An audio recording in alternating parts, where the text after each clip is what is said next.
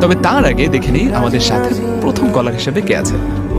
Hello, কে কোত্থেকে বলছিলেন?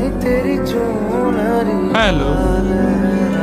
Hello Suman, আমি মা। মনটা ঘরে ফেলে গিয়েছিস, এত ভুলো মন হলে চলবে? মা আসলে শোন, আজকে তো তোদের মাদার্স ডে, ভাবলাম তোর জন্য একটু খিচুড়ি রান্না করি, এত প্রিয় তোর। কিন্তু রান্নাঘরে গিয়ে দেখি একটুও মুগ ডাল নেই। তুই বাসায় আসার সময় 1 কেজি মুগ ডাল আর একটা ফার্মের মুরগি নিয়ে আসিস। আচ্ছা না, 2 কেজি আনিস। থাকলো লেবু আনিস। আর আমার হাঁটুর ব্যথাটাও এত বেড়েছে, কিন্তু ওষুধটাও।